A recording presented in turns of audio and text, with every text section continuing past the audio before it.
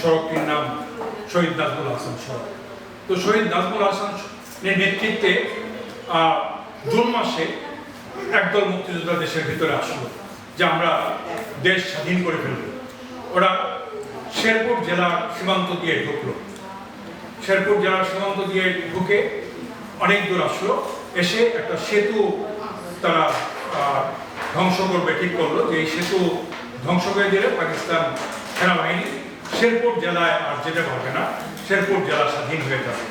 তো তারা সফলভাবে ওই সেতুটি ধ্বংস করলো শহীদ নাজমুল হাসানের নেতৃত্বে তার 52 জন মুক্তিযোদ্ধা। এবং তারা যেহেতু রেগুলার নিয়মিত কোনো সেনাবাহিনী না, কাজেই মানে সব কৌশল তাদের জানা ছিল না, কাজেই তারা খুব সরলভাবে সফল হওয়ার পরে পাশের গ্রামে গিয়েছিল এবং ওখানে তাদেরকে ওখানকার যে গ্রামের চেয়ারম্যান তারা বললো যে তোমরা থাকো, আমরা গরু জবাই করি, তোমাদেরকে একটা সফল কাজ করেছো, তোমাদেরকে খাওয়ানো হবে। তো ওখানে গরু জবাই করে মুক্তিযোদ্ধাদের খাওয়ার ব্যবস্থা করা হলো। এদিকে এক রাজাকার নইমুদ্দিন সে গিয়ে জামালপুরে সেনাবাহিনীর শিবিরে গিয়ে খবর দিয়ে এলো এবং সেনাবাহিনী এসে গ্রামকে গিয়ে ঘিরে ফেলল। গ্রামের 3 দিকে স্থল, একদিকে বিল। তো যখন মুক্তিযোদ্ধারা ব্যস্ত সেই খাওয়া দাওয়ার আয়োজনে, এই অবস্থায় সেনাবাহিনী আক্রমণে সমস্ত মুক্তিযোদ্ধারা মারা পড়বে, তখন কমান্ডার শহীদ নাজমুল হাসান ঠিক করলো যে তার দলের যোদ্ধাদেরকে বাঁচাতে হবে।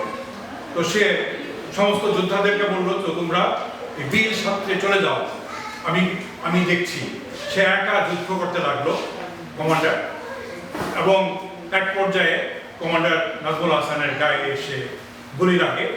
তখন তাকে ধরতে এসে আরো 2 জন মুক্তিযোদ্ধা মারা যায়। 3 জন মুক্তিযোদ্ধা ওখানে শহীদ হলো, কিন্তু বাকি 49 জন মুক্তিযোদ্ধাকে কিন্তু তারা রক্ষা করলো যে রাজাকারের বিশ্বাসঘাতকতায় মানে যে ঘটনাটি ঘটলো।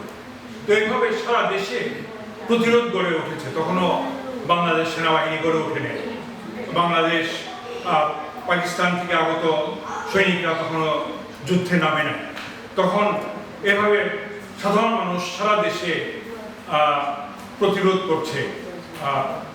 আমি আরেকটা ঘটনা বলি। মুফতি কাশেম বুয়েটের ছাত্র বা বাংলাদেশ প্রকৌশল বিশ্ববিদ্যালয়ের ছাত্র।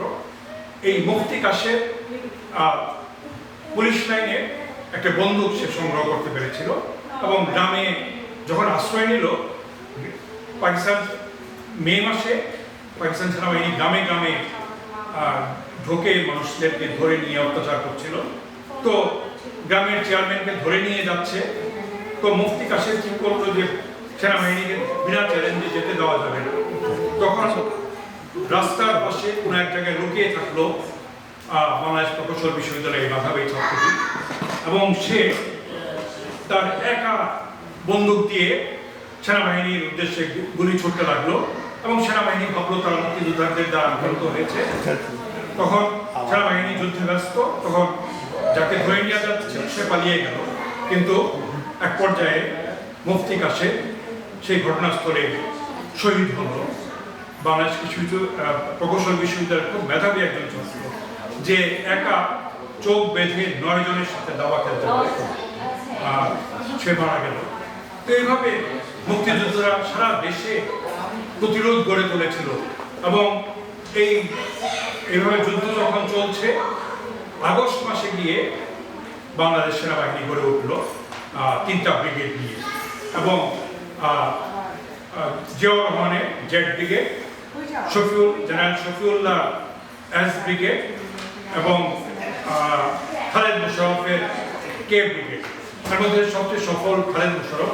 উনি নিজে ওনার ব্রিগেড নিয়ে যুদ্ধ করেছেন এবং ঢাকা শহরে যতগুলি যুদ্ধ আছে, গেরিলা যুদ্ধ, এগুলি খালেদ মুশারফের নেতৃত্বে হয়েছে। এবং জিয়াউর রহমানের সদর দপ্তর ছিল মেঘালয়ে কোরা, এবং উনি কোনোদিন কোরার বাইরে আসেন। উনি ওনার সদর দপ্তরে নিয়ম মাফিক অফিস করতেন, উনি ঠিক যুদ্ধের মাঠে ছিলেন না। তো সেক্টর কমান্ডারদের মধ্যে আরেকজন কর্নেল তাহের, উনি আপনারা যদি কাছের পরের বইটা পড়েন দেখবেন যে উনি কি রকম ভয়ঙ্কর ঝুঁকি নিয়ে পাকিস্তান থেকে পালিয়ে এসেছেন। উনি কিন্তু আটকা পড়েছিলেন পাকিস্তানে, সেখান থেকে উনি পালিয়ে এসছেন আরও কয়েকজন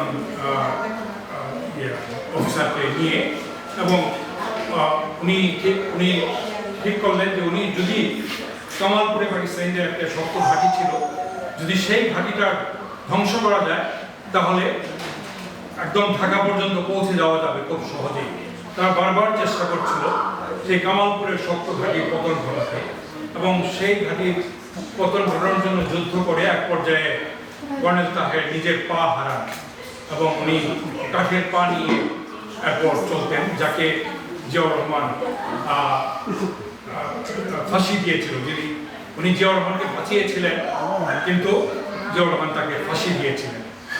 যাই হোক, অনেক ষড়যন্ত্র, অনেক ঘটনা, এসবের মধ্যে দিয়ে 2024-এ এসে বাংলাদেশ আবার পিছনে হাঁটতে শুরু করলো।